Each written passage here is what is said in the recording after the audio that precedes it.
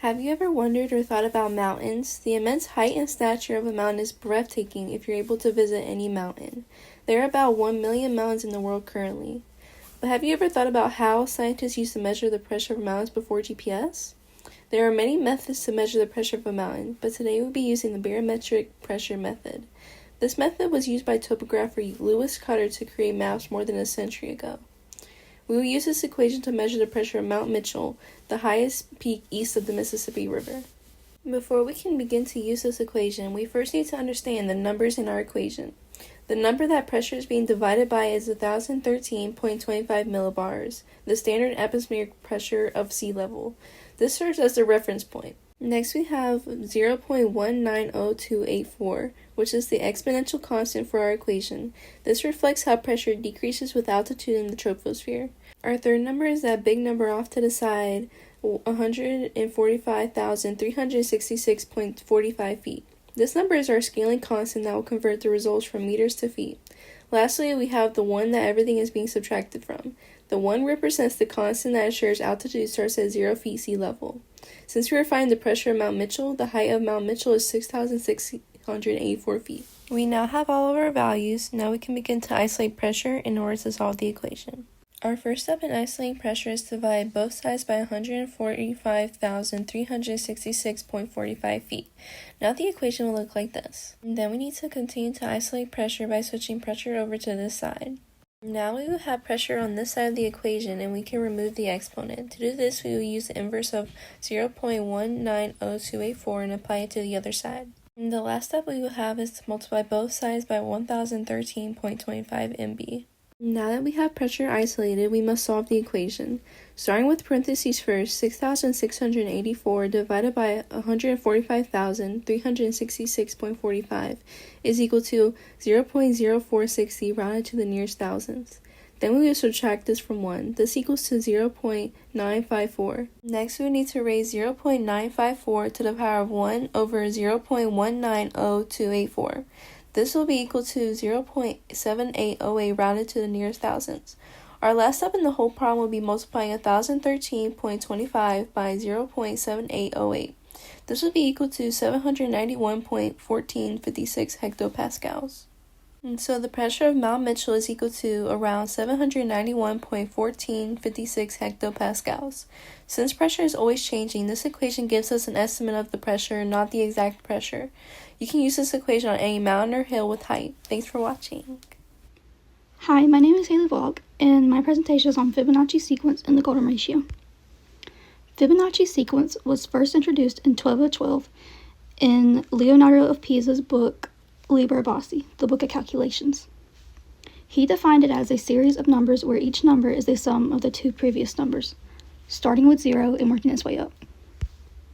The golden ratio is another mathematical equation that is approximately 1.168 and is represented by the Greek letter pi. It can be defined as the ratio of a line segment divided into the two parts, such that the ratio of the whole segment to the longer part is equal to the ratio of the longer part to the shorter part. In simpler terms, it can mean that you have a longer side, which is A, and a shorter side, which is B, and the ratio of A over B is going to be equal to A plus B over A. When you divide consecutive Fibonacci numbers, you'll get closer to the golden ratio. A common example in nature is sunflowers and their seeds. A sunflower has seeds that grow in counterclockwise and clockwise and exhibit a spiral pattern. As you count the number of spirals, you'll see consecutive Fibonacci numbers, such as 21, 35, 55, 85, and so on. A sunflower seeds are packed tightly so no space is wasted for there to be optimal nutrient and light absorption. Each new seed grows at an angle of 137.5 degrees, which is also known as the golden angle, and the golden angle is derived from the golden ratio. An easy example of sunflowers. So to break this down, we could use the following.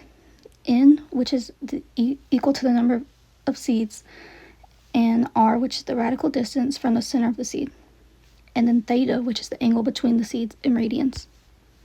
If you were to put that all together, you would get these two equations. Rn equals c square root of n, and then theta n equals 2 pi, parentheses 1 minus 1 over theta, parentheses n. To break that down, by changing n, you can generate all numbers as seeds. So if I were to place r of n equals c square root of 2, I would be meaning that I would have 2 seeds. The second equation determines the angle between each seed, and 2 pi is one full rotation. To sum this all up, Fibonacci numbers naturally appear when a plant grows and organizes their seeds. And this is my works cited. Thank you. This is a tree. These are acorns I collected from that tree. And this is a squirrel, or should I say, our suspect. That's right, because a gruesome murder has happened at this tree, and I, Sejena Buford, am here to prove this squirrel's innocence. So how am I going to do this? Well, let's look at our case notes given to us by the detective on the scene. So we have that a victim had a hole crushed through their skull with 520 pounds of force. The murder weapon is an acorn measuring 3/4 inch in length and has a mass of 1.72 grams. Now, this last part is key to proving our squirrel's innocence. We have that the acorn was dropped from an oak tree standing 30 meters tall. My claim is that a tree standing 30 meters tall would not accelerate a dropped acorn enough to give it the force needed to crush a human skull. So what height would? Well, let's draw a picture. We have a tree, our squirrel, our skull, and our acorn, and we are interested in the moment that this acorn impacts the human skull. So at the moment of impact, there are 2 forces acting on this acorn: the upwards normal force from the skull, N, and the downwards force of the acorn's weight created by gravity, which is our force of gravity, or also known as the mass of our acorn times the gravitational constant of Earth. So how do we plug this into equation? So we have our sum of forces in the y direction because it is not moving horizontally or backwards or forwards equals n minus fg, which is also equal to n minus mg. Applying Newton's second law, which states this, you can read it, but it is a long way of saying the sum of forces is equal to the mass times the acceleration. So plugging this in, we have the sum of forces is equal to mass times acceleration, which is also equal to our normal force minus mass times gravity. When we want to solve for n, because that is the force needed to crush a skull, equals ma plus mg. So what are the value of these forces? Well, consulting back to our case notes, we have that n equals 520 pounds of force. This was found through the Journal of Neurosurgery and Pediatrics, where they crushed children's skulls and found that 520 pounds of force is what it takes. So that's right, our squirrel is not only accused of being a murderer, but a child murderer. But we need this force in newtons. So we multiply it by 4.44822, and we get around 2,300 newtons of force. Now our mass. I took these acorns and I measured them and I found a average mass of 1.72 grams. But we need this in kilograms, so we divide it by 1,000 to get 0.00172 kilograms. This is the part that's telling me the acceleration, or our A. So I got help from Jordan Watkins, who said that A equals v squared over 2x, also equal to 2g times our height times x. Now, this v is our speed directly before hitting the skull, and our x is the length of the acorn. So what are the values of this x and this g? So this x is the length of the acorn, which through this book I found was about 3/4 of an inch. But we need that in meters, so divide by 39.37, we get about 0.019 meters.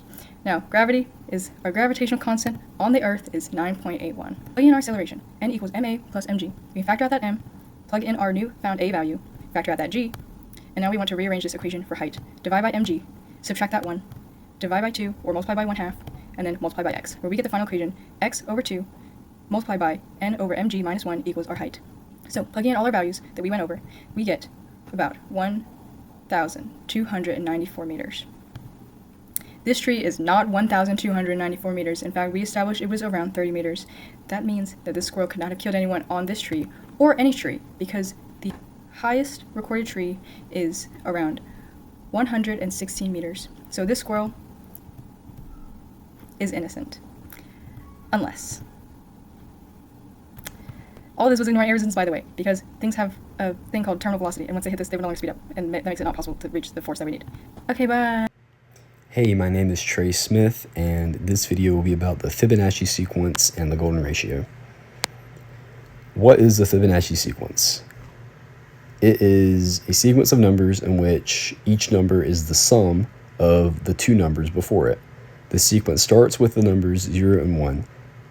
It proceeds to be 0, 1, 1, 2, 3, 5, 8, 13, 21, 34, then 55. And the example of this is 13 plus 21 is equal to 34, and then 21 plus 34 is equal to 55, and this goes on infinitely. The Fibonacci formula. This formula is f of n is equal to f of n minus 1 plus f of n minus 2. If n is the 8th number, in the sequence, for example, then this formula would be f of 8 is equal to f of 8 minus 1 plus f of 8 minus 2, meaning that the 8th number in the sequence is equal to the 7th number plus the 6th number. The golden ratio. This can be represented by the Greek letter phi, which is equal to approximately 1.618. This correlates to the Fibonacci formula because when you divide two back-to-back numbers in the Fibonacci sequence, you get numbers that get closer and closer to approximately 1.618. For example, 13 divided by 8, two Fibonacci numbers, is equal to approximately 1.625. And then as you get higher, it gets closer. 55 divided by 34 is equal to, not exactly, but almost 1.618. So where can we find this in nature? We see it in flower petals, which often have counts of 3, 5, and 8. 3 plus 5 is 8, which shows the Fibonacci sequence. We see it in pine cones. They have something called a Fibonacci spiral, and this makes it to where their seeds grow in the most efficient ways possible. We also see it in sunflower seeds. They also have a Fibonacci spiral, and their seeds grow as efficiently as possible, and this also makes it to where they get the most sunlight as they possibly can get. So I'm going to be doing an equation on electromagnetism and how lightning strikes are affected and are used together. So my equation I have here is a powerful lightning strike with a current I 2.0 times 10 to the 6 with a diameter of 1 meter is located 50 meters from the strike. Is an interval of triangle T equals 2.50 US. Assume the loop is perpendicular to the magnetic field. So in order to solve an equation like this, you have two different equations. You have the Faraday's law of induction, and then you have a magnetic field equation, which you're going to be using both to find the answer. So for the first part of the equation, you want to find triangle B for that first part of the equation for the Faraday's law of induction. Writing out the equation for the first part, we're trying to find the change in magnetic field, which is the B initial, and we're using the magnetic field equation up here. And then when you plug in the numbers that we were given in the equation, it will go from this to this, and which will equal 8 times 10 to the negative 3t, which means the final magnetic field would be 0 because the current falls to 0. So after this, we want to find the magnetic flux, the change in that. So we're going to do the area of the circular loop. For the second part, when you're trying to find the area of the circular loop, you're going to do pi d over 2 squared, which equals pi with the 1 meter, which it was located, over 2, and then square that, and which equals pi 0.50 meters squared, which will equal 0.785 meters squared. And then you will multiply that with the previous t, the 8 times 10 to the negative 3t, and that's going to give you the change in the magnetic flux. After multiplying to find the magnetic flux, you get negative 6.28 times 10 to the negative 3, and then it would have the symbols WB after that for Weber's. For the final calculation for the equation, you want to calculate the induced EMF with the time intervals of 25 US, which you can rewrite as 25 times 10 to the negative 6s. That's how you would rewrite the 25 US. And then for the final part, you're going to use the Faraday's law of induction, which will give you the induced EMF. After using the Faraday's law of induction, you're going to do the magnetic flux answer over the time interval, and you're going to divide the two, which is going to give you the induced EMF. And then the final answer, which is 251V, is going to be the magnitude of the average induced EMF in the wire loop. And this is going to be the significant voltage, giving you the final answer for the electromagnetism waves and lightning used together. Alright, for my math and nature project, I chose how to find the height of the base of clouds. You may be wondering why would this be useful? There are two main things this could be useful for, and for pilots to know how to fly in the certain condition based on the clouds, and just people who are weather enthusiasts and just want to know, I guess. And to figure this out, it's actually quite simple. There are multiple methods, and the method most people probably think of is just looking it up, finding it on the internet.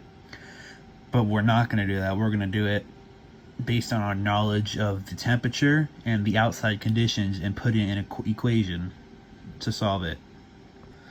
So for this method, you're only going to be needing two things: a weather thermometer, a more modern version that shows both the temperature and the dew point, and a calculator to plug all your information in from the equation. So with the thermometer, you would find the surface temperature and the dew point of the outside. And with those two factors, you would plug it into the equation, and the base equation is the surface temperature minus the dew point divided by 4.4 times 1000. So let's use this example right here. Your temperature is 78 degrees Fahrenheit, and your dew point would be 21. Now let's plug it into the equation, which was the surface temperature subtracting the dew point divided by 4.4 times 1000. So the surface temperature is 78 and the dew point is 21. So you'll do 78 minus 21, and that gives you 57. And then you would divide that by 4.4, which will give you 12.95. And then once you find that, you multiply it by 1000, and that helps you find the height, which would be 12,954 feet. And this method is for Fahrenheit. Now I'm going to show you how to find Celsius. Alright, to find Celsius, you use a similar equation, which would be surface temperature minus the dew point over 3.3 instead of 4.4 times 1000. Alright, for this example, we're going to have the temperature set to 22 degrees Celsius and the dew point at 11. So you'll do 22 minus 11, which is temperature minus dew point, gives you 11. And you divide it by 3 times 1000. So 11 divided by 3 is 3.67. When you multiply that by 1000, you get your height, which is 3,670 feet. And that is how you find the height of clouds. Ever been mesmerized by the swirling dance of a hurricane or the intricate design of a snowflake? What if I told you these natural wonders are governed by a hidden language? That language is mathematics. Far from being just classroom equations, math is the key to understanding and predicting the weather that shapes our world. Start with something familiar: temperature. Meteorologists use statistics like mean, median, and standard deviation to analyze temperature patterns. These data help us understand daily changes, seasonal shifts, and even long-term trends. The Stefan-Boltzmann law explains how the energy radiated by an object increases with temperature, influencing Earth's energy balance and climate change. Another example of how the Stefan-Boltzmann law will be applied. Wind is driven by differences in air pressure. Air flows from high air pressure areas to low pressure areas, creating the winds we feel. Meteorologists use isobars to visualize these pressure gradients. Closely packed isobars mean strong winds. The movement of air, like any fluid, is governed by the complex Navier-Stokes equation. These equations are so complex that supercomputers are needed to simulate airflow and predict wind patterns. They seem shapeless, but they have hidden mathematical structure. Cloud formation is driven by temperature, pressure, and humidity. The shapes of clouds can be modeled using fractal geometry.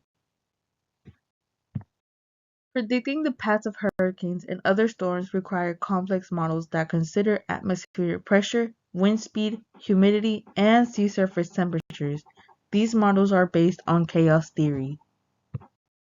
Chaos theory tells us that small changes in initial conditions can lead to vastly different outcomes, the butterfly effect. This means that even slight inaccuracies in weather data can significantly alter long-range forecasts. From daily temperature trends to the swirling chaos of a hurricane, mathematics is essential to understanding weather. By using statistics, differential equations, fractal geometry, and chaos theory, we can analyze, simulate, and predict atmospheric phenomena. So yes, when your teacher told you math was important, she wasn't lying. She was telling the truth.